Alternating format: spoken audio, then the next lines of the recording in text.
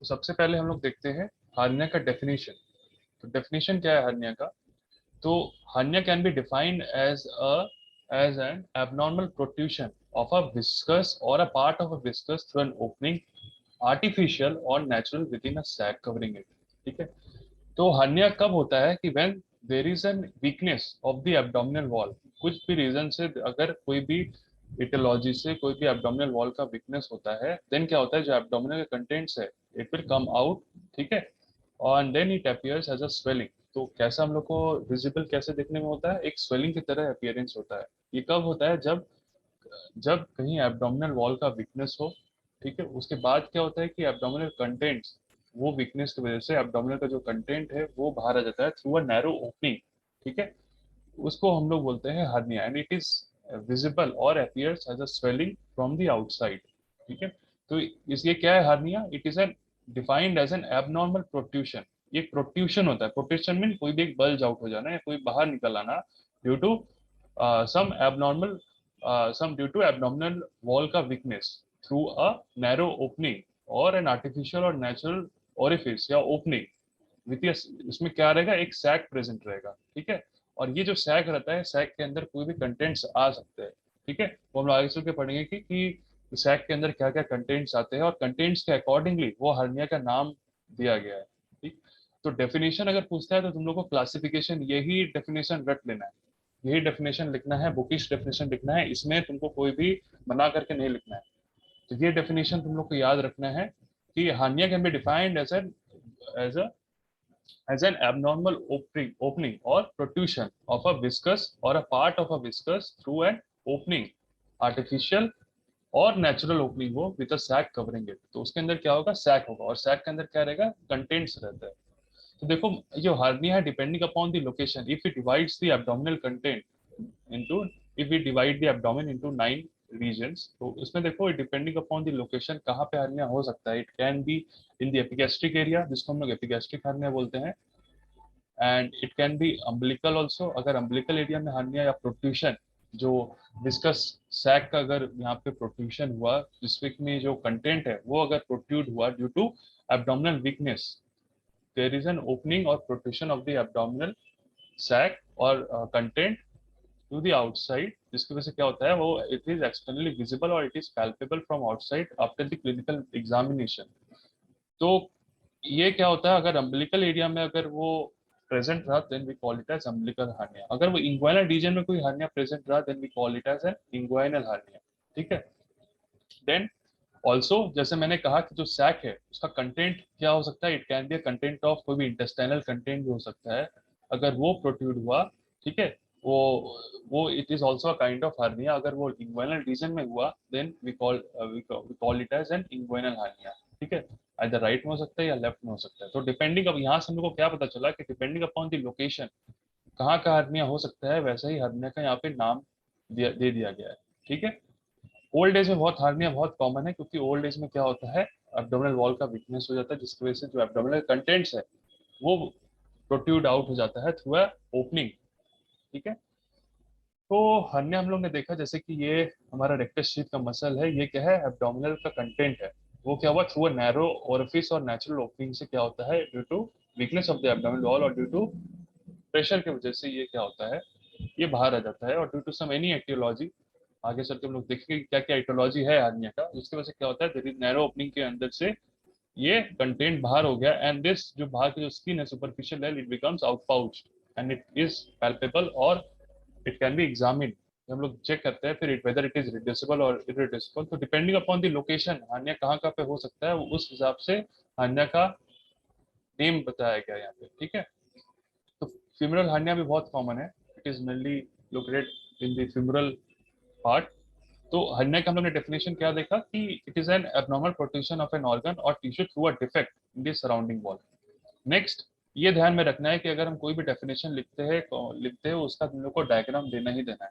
Diagram itself carries a good impression and also it carries very high marks. ठीक है। तो diagram तुम लोग को शो करना है, because in diagram you can, the examiner will expect कि you know the exact anatomy of the hernia or the exact cause of the hernia और exact composition of the hernia. ठीक है, तो कॉम्पोजिशन हम लोग next आते हैं कि हार्निया का कॉम्पोजिशन क्या क्या हो सकता है and the different parts of the hernia. तो हार्निया के जो पार्ट्स होते हैं वो बेसिकली तीन होते हैं। Number one is the sac, ठीक है, number two is the covering of the sac and number three is the content of the sac. तो सबसे पहले हम लोग देखते हैं कि मान लो ये वाला ऑर्गन कोई पार्ट है, माइट भी मान लो ये इंटेस्टाइनल कोई ऑर्गन का पार्ट है। When due to some abdominal का प्रेशर की वजह से और ड्यू टू एब्डोमिनल वीकनेस की वजह से ये क्या हुआ, थ्रू अ नोयरा ओपरेस इट इज गेटिंग आउटपाउच्ड। तो ये जो इंटेस्टाइनल का लेयर है, ये पेरिटोनियम का जो लेयर है, it is covered with a sac. ठीक है, it is covered with a sac and here it is a defect, that is a defect और ओपनिंग डिफेक्ट, जिसकी वजह से ये क्या हो गया, आउटपाउच हो गया और प्रोट्रूजन हो गया। एंड दिस इज द हमारा ऑर्गन है एंड इसके जो आउटर मोस्ट लेयर है वो पेरिटोनियम का लेयर है और उसके ऊपर से एक लेयर होता है वो सैक का लेयर होता है। ठीक है, तो सबसे पहले ये जो सैक होता है, मैं जूम कर देता हूँ, ये वाला जो सैक का जो लेयर होता है, ये वाला तुम लोग तो देख पा रहे होगे। हाँ, ये देखो, ये जो है हमारा मेरा ऑर्गन वाला पार्ट है, ठीक है, ये ब्लू वाला पार्ट। और उसके आउटर में ही एक इसका बाहर से एक सैक का लेयर रहता है। ठीक है, ये वाला सैक का लेयर होता है। तो अब ये सैक क्या है, तो हमारा सबसे पहले पार्ट्स ऑफ हर्निया में तीन पार्ट हो गया। एक हो गया सैक वाला पार्ट, एक होता है covering of the sac, sac का covering, and third is the content of the sac. Content mean sac का क्या कंटेंट हो सकता है। ये जो सैक है ये nothing but it is a peritoneum layer. जो देखो ये जो सैक है ये हमारा एक पेरिटोनियम का कवरिंग लेयर है। जो हमारा ऑर्गन जो है उसके ऊपर से जो कवरिंग आता है it is the peritoneum layer, उसी को सैक बताया। ठीक है, तो कवरिंग क्या होता है, वेट अ मिनट,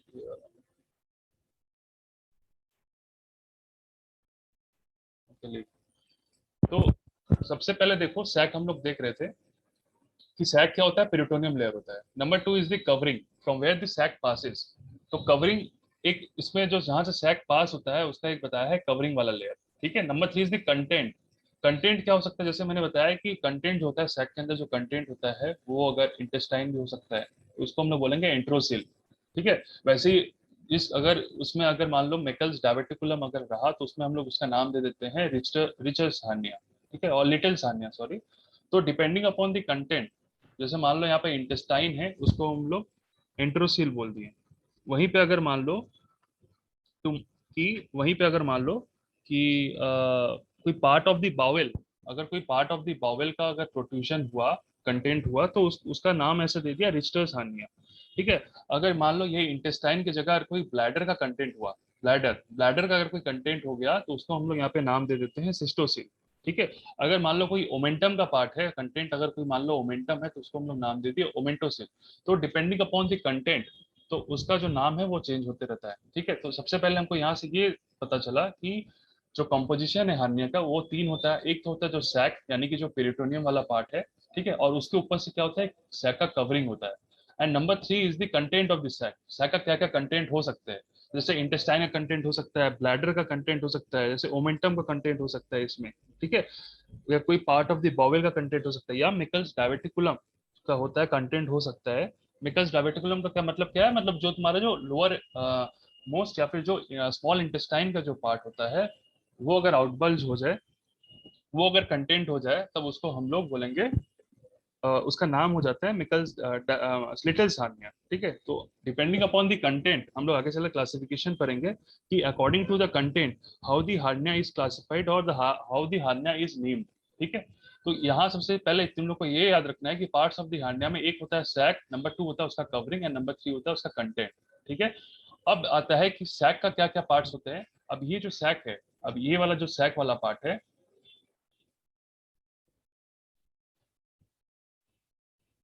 अब ये जो सैक वाला पार्ट है, अब इसका क्या क्या फर्दर पार्ट्स होते हैं, यहाँ देखो हम यहाँ पे सैक का पार्ट्स यहाँ पे बनाए हैं। तो सैक का क्या होता है, एक फंडस होता है जो आउटर मोस्ट लेयर होता है, उसका सैक का बॉडी होता है, एक सैक का नेक वाला पार्ट हिस्सा होता है, और उसका वो जो ओपनिंग है उसका वाला होता है माउथ वाला हिस्सा। तो पार्ट्स ऑफ जो हार्नियल सैक है उसका नेक वाला पार्ट है, माउथ है, बॉडी एंड फंडस है। ठीक है, तो और टाइप्स का क्या क्या क्लासिफिकेशन है, जैसे हम लोग ने पहले देखा कि depending upon the site it can be epigastric hernia, umbilical hernia, equivalent hernia और फ्यूमरल हार्निया। ठीक है, नेक्स्ट जो वेरी इंपॉर्टेंट है, what are the etiology of hernia, hernia किस किस रीजन से होता है, what is the main reason for hernia. तो it can be divided into two causes or two etiologies. One will be the abdominal wall weakness and the second will be the persistent abdominal pressure increase. तो abdominal wall weakness में क्या होता है, congenital भी हो सकता है, जैसे बाई बर्थ। तो बाई बर्थ से कंजेनाइटल देखते हो, जैसे छोटे छोटे बच्चे लोग जो ड्यूरिंग जब बर्थ होता है उन लोग का, बाई बर्थ से ही उन लोग का हार्निया रहता है, ठीक है। It is due to congenital by birth, ठीक है। मेनली उन लोग का अम्बिलिकल हार्निया होता है बच्चे लोगों का, जो बाई बर्थ इन्फेंट बेबी है। तो due to congenitally, due to abdominal weakness, due to congenitally by birth, तो उसमें एक हो गया aetiology. Next is the acquired cause, due to some acquired factors like obesity. Obese person में या mainly OBCs person में ऐसा देखा गया है, उनमें ज्यादा हार्निया होने के चांसेस ज्यादा रहता है, क्योंकि उनमें क्या रहता है, एब्डोमिनल प्रेशर बहुत ज्यादा रहता है। इंसिजन या प्रीवियस सर्जरी, ये बहुत ही कॉमन है। इसमें तुम लोग को भी बहुत सारे केसेस मिलेगा कि due to some previous surgery might be, कोई भी प्रीवियस सर्जरी या कोई भी ऑपरेशन या सिजेरियन सेक्शन मान लो, या फिर कोई भी प्रीवियस ऑपरेशन हो चुका है, ड्यू टू एनी ऑपरेशन जिसकी वजह से क्या हो गया है, वहाँ पे इंसिजनल हार्निया होता है, ठीक है। ड्यू टू क्या होता है, वहां से एब्डोमिनल प्रेशर की वजह से मान लो, या फिर कोई इंसिजन हुआ, वहां का क्या हो गया, एब्डोमिनल वॉल का वीकनेस की वजह से there is a narrow opening हो जाता है, जिसकी वजह से, और उसकी वजह से क्या होता है, जो अब एब्डोमिनल कंटेंट है वो आउटपाउच हो जाता है, वो ओपनिंग ओपनिंग से, जिसकी वजह से वहां पे इंसिजनल हार्निया आ जाता है, ठीक है। Next is the multiple pregnancy. Multiple pregnancy is also a causative factor for the acquired causes of the hernia, जिसकी वजह से क्या होता है, मल्टीपल प्रेगनेंसी की वजह से क्या होता है, एब्डोमिनल वॉल का वीकनेस हो जाता है, जिसकी वजह से hernia देखा गया है। Next is the connective tissue disorder. तो कनेक्टिव टिश्यू डिसऑर्डर की वजह से भी एक्वायर्ड कॉज के अंदर आता है, और उसकी वजह से क्या होता है, डिसऑर्डर की वजह से क्या होता है, hernia का आउटपॉचिंग होता है। Next, under the persistent abdominal pressure increase. तो ये सारे कॉजेज में देखा गया है due to persistent abdominal pressure के इंक्रीज की वजह से, like for example excessive coughing. तो कफिंग की वजह से क्या होता है, बहुत ज्यादा कोई कफ करता है for a period of time, for a persistent period of time, तो due to increase in the abdominal pressure की वजह से क्या होता है, वहाँ पे हर्निया का आउटपॉचिंग होता है। Next, for the heavy weight lifters, जो लोग हेवी लिफ्टिंग करते हैं, वेट उठाते हैं ज्यादा करके, तो उनमें क्या होता है, मेनली क्या होता है, due to persistent increase in the abdominal pressure की वजह से क्या होता है, वो एब्डोमिनल का जो कंटेंट रहता है, वो क्या होता है, एब्डोमिनल कंटेंट वही तुम्हारा आउटपॉचिंग हो जाता है, जिसकी वजह से हर्निया कॉज होता है। देन क्रॉनिक कॉन्स्टिपेशन, ऐसा देखा गया है, अगर पेशेंट का हिस्ट्री लेते हैं, क्रॉनिक कॉन्स्टिपेटेड पेशेंट्स वाले लोग का भी, जिन लोग का हर्निया होता है, उन लोग का क्रॉनिक कॉन्स्टिपेशन का भी कहीं ना कहीं कुछ परसेंटेज में हिस्ट्री रहता है, तो उसकी वजह से भी क्या है, there is an increase in abdominal increase pressure, main reason वही है। Then excessive straining due to chronic constipation, जिसमें एक्सेसिव स्ट्रेनिंग देते हैं, तो इसलिए बोलते हैं कि जो भी टू प्रिवेंट एनी हार्निया, तो that is why we are giving some laxative to prevent any constipation, because उसकी वजह से क्या हो सकता है, हर्निया का कॉज हो सकता है, जिसकी वजह से ज्यादा स्ट्रेनिंग जो पेशेंट्स देते हैं उनमें क्या होता है, हर्निया का आउटपॉचिंग हो जाता है। तो smoking is also factor for the cause of hernia. Ascites में क्या होता है, हम लोग इसमें फ्लूइड क्या होता है, उसमें फ्लूइड का स्टोरेज हो जाता है, fluid due to some etiology factors, fluid content बढ़ जाता है in the abdomen, might be any of the causes की वजह से, कोई भी इटियोलॉजिकल कॉजेस में, अगर एसाइटिस में हो उसमें भी एब्डोमिनल प्रेशर बढ़ जाता है, जिसकी वजह से हर्निया होता है। नेक्स्ट हम लोग geriatric problems and some associated diseases. Old age में ऐसा देखा गया है ज्यादातर due to weakness of the abdomen और their increase of the abdominal pressure की वजह से हर्निया देखा गया है। तो डीडी हम लोग क्या कर सकते हैं, तो डीडी हम लोग आगे भी पढ़ेंगे, यहाँ पे एक बार देख लेते हैं कि डीडी डिफरेंशियल डायग्नोसिस हम लोग क्या करते हैं हर्निया में। हाइड्रोसिल से हम लोग डिफरेंशियल डायग्नोसिस कर सकते हैं। तो हम लोग एक्सक्लूड कैसे करते हैं कि हाइड्रोसिल हम लोग एग्जामिन करते हैं, मेनली हम लोग एग्जामिन पहले आगे चल के पढ़ेंगे कि what are the different techniques for the examination of the hernia. तो हाइड्रोसिल में हम लोग बेसिकली वो ट्रांस इल्यूमिनेशन टेस्ट देखेंगे। मेनली हाइड्रोसिल में अगर हम लोग को याद है, जब हम लोग हाइड्रोसिल पढ़े थे, तो उसमें ट्रांस इल्यूमिनेशन टेस्ट हम लोग ने टॉर्च डाल के एक टेस्ट देखा था, जिसमें हाइड्रोसिल में ट्रांस इल्यूमिनेशन टेस्ट पॉजिटिव आता है, but in case of hernia transillumination test is negative, ठीक है। देन अनडिसेंडेंट टेस्टिस, तो कभी कभार क्या होता है, हम लोग को पता है, बिफोर दी जो डिसेंडेंट जो टेस्टिस होता है वो आफ्टर दी हमारे एब्डोमेन में रहता है, but after the period of time after delivery वो क्या होता है, वो टेस्टिस जो होता है वो वाया दी स्पर्मेटिक कॉर्ड वो स्क्रोटम में आ जाता है, but due to some etiological factors अगर वो टेस्टिस अनडिसेंडेंट रहा, तो वो अगर एब्डोमेन में आ जाता है, देन हम लोग उसको डिफरेंशिएट करने के लिए हम लोग आइदर अनडिसेंडेंट टेस्टिस का भी एक डीडी करते हैं, ठीक है। देन फिमरल हार्निया हम लोग भी देखते हैं, अदर ये फिमरल हार्निया है या नहीं है। तो ये डिफरेंशियल डायग्नोसिस हम लोग करते हैं, वेदर अगर इंग्वेनल हार्निया हो तो उससे हम लोग डिफरेंशियल डायग्नोसिस करते हैं, other it is a femoral hernia और अदर हार्निया और नॉट। और डिफरेंशियल डायग्नोसिस हम लोग क्या कर सकते हैं हार्निया के साथ, lipoma of the cord. Lipoma का क्या मतलब है, if there is any fat content in the fat content, जो होता है फैटी जो लोग होते हैं उनमें क्या होता है, बेसिकली लाइपोमा एक स्वेलिंग होता है जिसके अंदर फैट भरा रहता है, ठीक है। तो लाइपोमा से भी हम लोग कभी कभार कंफ्यूज हो जाते हैं कि ये लाइपोमा है या हार्निया, तो हम लोग को इसमें चेक करना पड़ता है, ठीक है। ग्रॉइन का कोई एब्सिस है या नहीं, एब्सिस से भी हार्निया में हम लोग डीडी करते हैं। तो इंग्वाइनल लिम्फ नोड एनलार्जमेंट हुआ है कि नहीं, अगर लिम्फ नोड का एनलार्जमेंट हुआ है इंग्वाइनल एरिया में, तो उससे भी हम लोग डिफरेंशियल डायग्नोसिस करते हैं कि हार्निया से। कि फिर हम लोग हिस्ट्री लेते हैं कि अगर इंग्वाइनल लिम्फ नोड एनलार्जमेंट है तो उसका हम लोग हिस्ट्री लेते हैं, वेदर कोई मैलिग्नेंसी कंडीशन को एक्सक्लूड करते हैं और कोई ट्यूबरकुलोसिस को एक्सक्लूड करते हैं हम लोग, if we find any lymph node enlargement. तो ये सारे डीडी है इन केस अगर हम लोग हार्निया सस्पेक्ट कर रहे हैं कोई पेशेंट में। तो क्लासिफिकेशन क्या आता है, ये बहुत इंपॉर्टेंट है। क्लासिफिकेशन भी का क्वेश्चन आता है हर्निया हर्निया का टॉपिक से। तो क्लासिफिकेशन हम लोग कैसे करते हैं, it can B reducible and irreducible. तो रिड्यूसिबल हम लोग कब बोलेंगे एंड इरिड्यूसिबल कब बोलेंगे हम लोग। तो रिड्यूसिबल हर्निया क्या होता है, when the contents can be reduced. जैसे मान लो कोई भी कंटेंट है, अगर हम उसको रिड्यूस कर दे, जो ये हमारा जो कंटेंट जो आउट पाउचिंग हो गया है, प्रोट्रूशन हो गया है, इसको हम लोग, ये जो आउट पाउचिंग हो गया है इसको अगर हम लोग रिड्यूस कर लेते हैं, it comes under the reducible. When it is not reduced it comes under the irreducible classification. तो रिड्यूसिबल हम लोग कब बोलेंगे, when the contents can be reduced. तो contents, how we reduce the contents, either by spontaneously और by manually. तो spontaneously में क्या करते हैं, पेशेंट को जब हम लोग स्टैंडिंग पोजीशन में खड़ा कराते हैं, देन वी सी दैट उसमें क्या होता है, एब्डोमिनल का जो कंटेंट है we can able to palpate, ठीक है, और we can able to visualise the content of the hernia. Then हम लोग पेशेंट को क्या करते हैं मैनुअली, स्पॉन्टेनियस में हम लोग क्या करते हैं कि देन पेशेंट को हम लोग सुपाइन पोजीशन में लेटा देते हैं। तब क्या होता है कि उसका जो कंटेंट होता है इट गेट्स रिड्यूस्ड, ठीक है। बिकॉज क्या होता है, स्टैंडिंग पोजीशन में ड्यू टू ग्रेविटेशनल फोर्स और ड्यू टू एब्डोमिनल का प्रेशर की वजह से ये क्या होता है, आउट पाउचिंग हो जाता है हर्निया का, ठीक है। दैट इज वाई जब उसको हम लोग सुपाइन पोजीशन में लेटाते हैं, उसकी वजह से जब सुपाइन पोजीशन जब पेशेंट लेटता है, तब जाकर के उसका जो हार्निया रहता है इट इज नॉट पैल्पेबल, और जो हार्निया जो वो क्या होता है वो रिड्यूस हो जाता है। मतलब ये जो हमारा जो कंटेंट है, ये जब सुपाइन पोजीशन में ऐसा है, तो ये जब तुम्हारा सॉरी ये जब हमारा स्टैंडिंग पोजीशन में ऐसा है, जब वो सुपाइन पोजीशन होगा द कंटेंट वो जो होता है वो अंदर की तरफ चला जाता है थ्रू दिस नैरो डिफेक्ट। जब वो फिर स्टैंड करता है देन वो फिर ये नैरो स्पेस से फिर वो बाहर निकल आता है, ठीक है।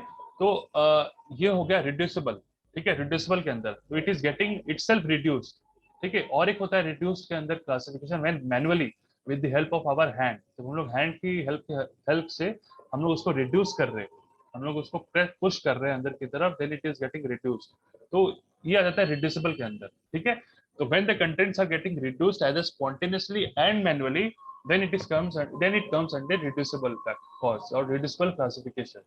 अब हम लोग आते हैं irreducible में। तो irreducible नाम से पता चल रहा है कि it is not getting reduced in any of the criteria like when spontaneously or by manually, then contents cannot be reduced on its original position, ठीक है।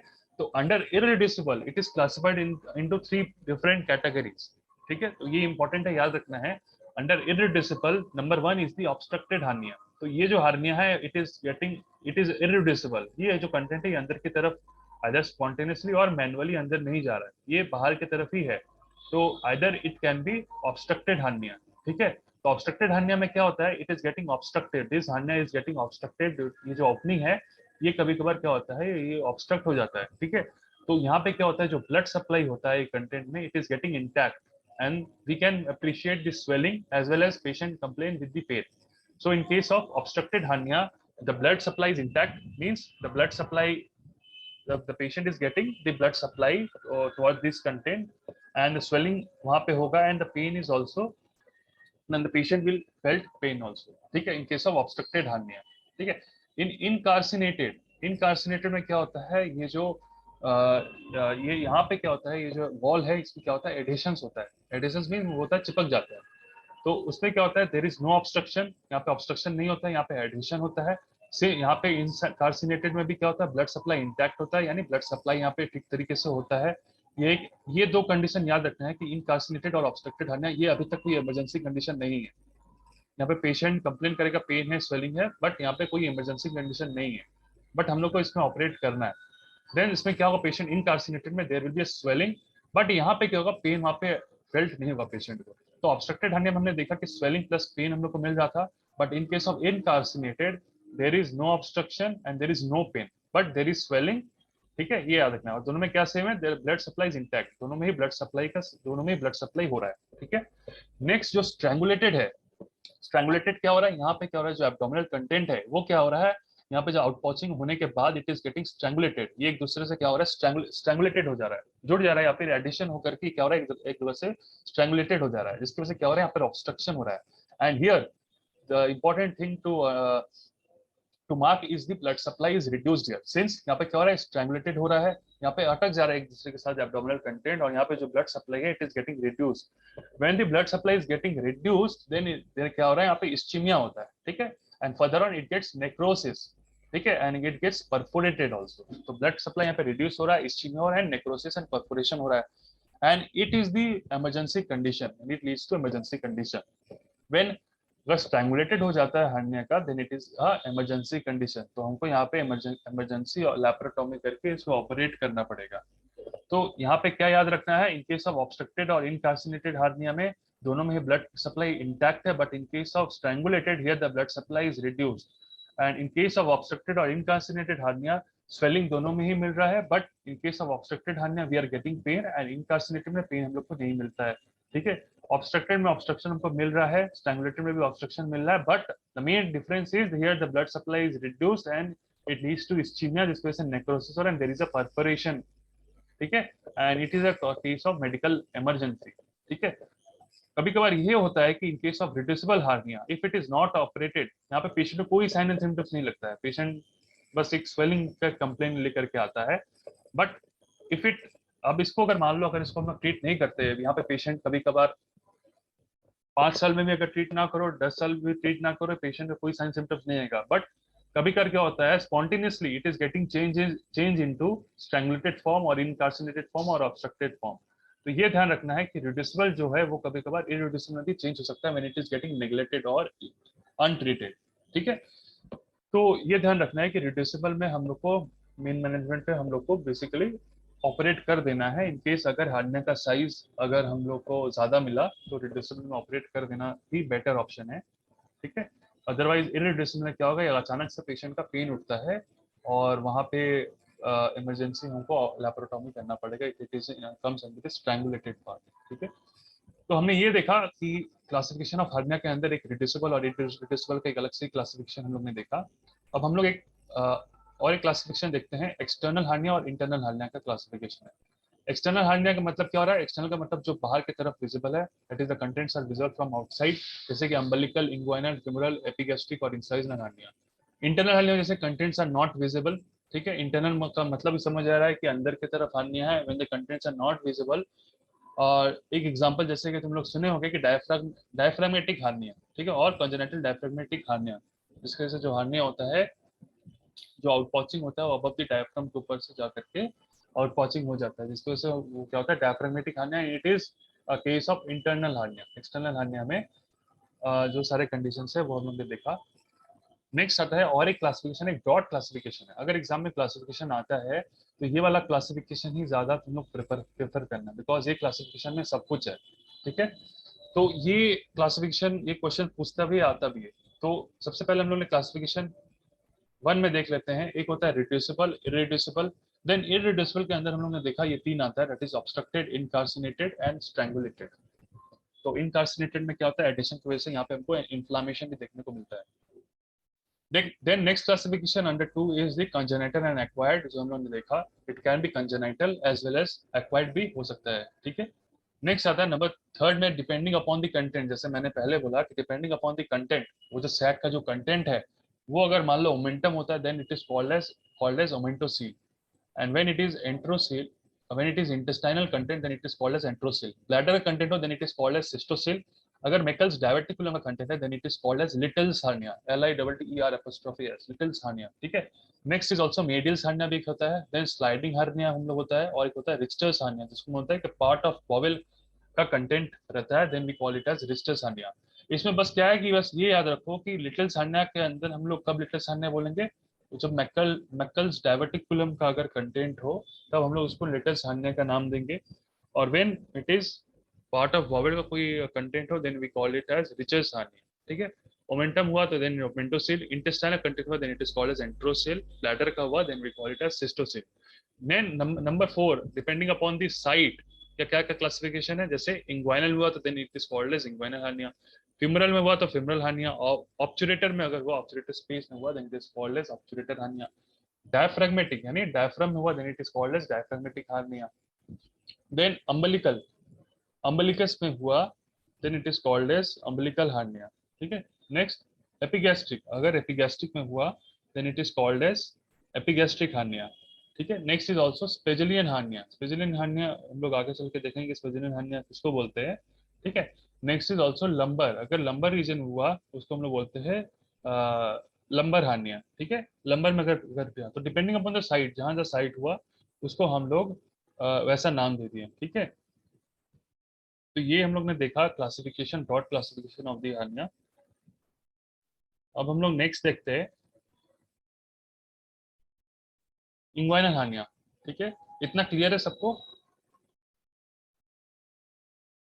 एवरीवन, कोई डाउट?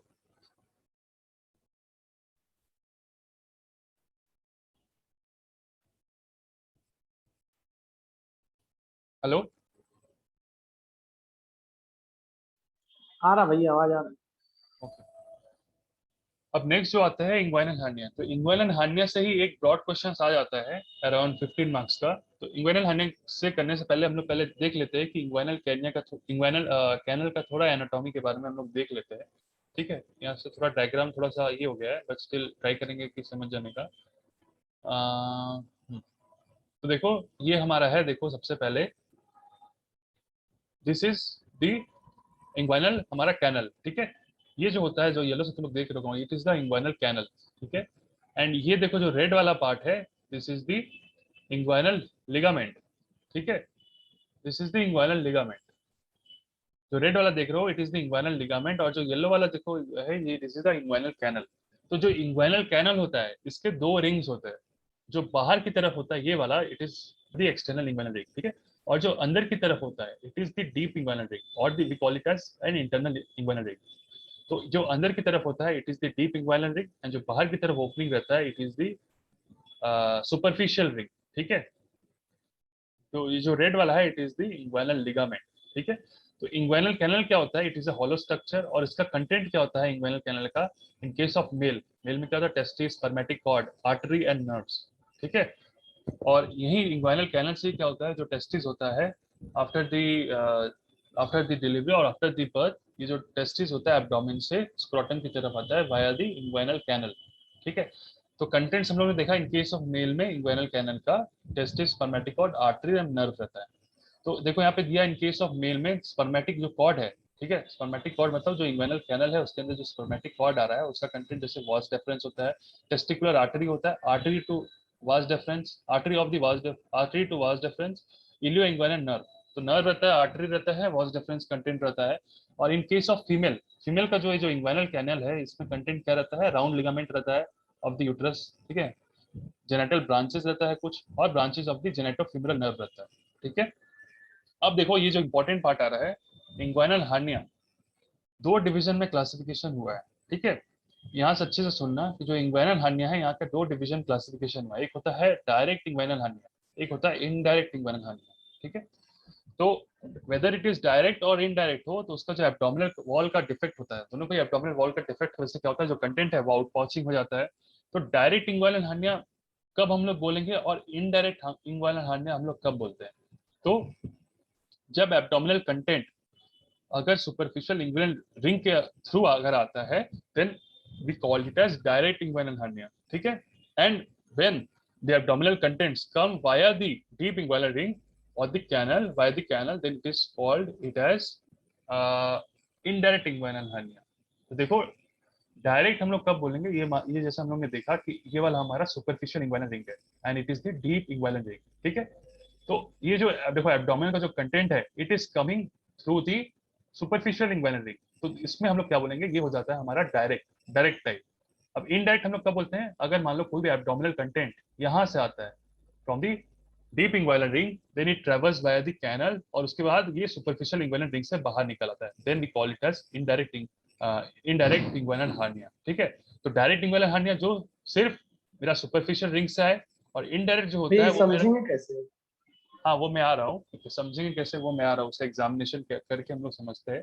पहले ये देख लो कि इनडायरेक्ट किसको बोलते हैं हम लोग, जो डीप इंग्वाइनल रिंग से, मान लो जो डीप इंग्वाइनल रिंग से आता है, उसके बाद वो कैनल में ट्रेवर्स करके वो तुम्हारा सुपरफिशियल रिंग से बाहर निकल आता है, देन वो हो जाता है हमारा इनडायरेक्ट। तो ठीक है, ये वाइवा से यहाँ पूछते हैं कि डायरेक्ट कब बोलेंगे, इनडायरेक्ट कब बोलेंगे। तो डायरेक्ट जो होता है, जो एब्डोमिनल जो कंटेंट है due to abdominal wall defect when it comes through the superficial inguinal ring, तो उसको हम लोग बोलते हैं डायरेक्ट टाइप। और इनडायरेक्ट टाइप ये है, डीप इंग्वाइनल रिंग से जाकर के वो कैनल के थ्रू से आता है एंड उस कैनल के बाद वो सुपरफिशियल इंग्वाइनल रिंग से बाहर निकल आता है, it is the indirect inguinal hernia, ठीक है। अब होता है, ये याद रखना है कि जो डायरेक्ट इंग्वाइनल हर्निया है उसमें क्या होता है, एक ट्रायंगल के थ्रू से एक हर्निया निकल के ट्रेवर्स करके आता है, मतलब जो हर्निया का जो कंटेंट है, जो एब्डोमिनल का जो कंटेंट है, वो एक ट्रायंगल से वाया एक ट्रायंगल से पास होकर के आता है, it is known as Hesselbach's triangle. तो हेसलबेक्स ट्रायंगल से अगर कोई भी हर्निया ट्रेवल करके आए, तो वो होता है हमारा डायरेक्ट टाइप। तो देखो hernia passes through the Hesselbach's triangle, वो कौन सा हर्निया होता है, होता है डायरेक्ट हर्निया। तो ये जो हेसलबेक्स ट्रायंगल है, ये जो ट्रायंगल है इसका एक फॉर्मेशन होता है, ये फॉर्मेशन कैसे होता है और देख लेते हैं। ये जो हेसलबेक्स ट्रायंगल होता है ये कैसे फॉर्म करता है, देखो यहाँ पे ये हमारा हेसलबेक्स ट्रायंगल है, ये हमारा सुपरफिशियल इंग्वाइनल रिंग है। तो यहाँ पे देखो इसका जो लेटरल बॉर्डर है वो हमारा इंफीरियर एपिगेस्ट्रिक आर्टरी से बनाता है, तो यहाँ पे एक आर्टरी का सप्लाई होता है जो करके जो ट्रेवर्स करता है तुम्हारा डीप इंग्वाइनल रिंग। तो ये जो हमारा लेटरल बॉर्डर है, ये जो ट्रायंगल का जो लेटरल बॉर्डर है ये इंफीरियर एपिगेस्ट्रिक आर्टरी से बनता है। ये जो मीडियल बॉर्डर है ये एब्डोमिनल वॉल यानी रेक्टस मसल, रेक्टस शीथ है, ये वाला मीडियल बॉर्डर रेक्टस शीथ से बनता है। और जिसका जो पोस्टीरियर या लोअर बॉर्डर है वो हमारा इंग्वाइनल लिगामेंट से बनता है। तो ये जो ट्रायंगल जो फॉर्म होता है इसको बोलते हैं हेसलबेक्स ट्रायंगल। और हेसलबेक्स ट्रायंगल से ही वाया हमारा जो सुपरफिशियल इंग्वाइनल रिंग से जो हमारा सैक निकलता है, वो हमारा हेसलबेक्स ट्रायंगल से थ्रू हमारा डायरेक्ट इंग्वाइनल हर्निया निकलता है।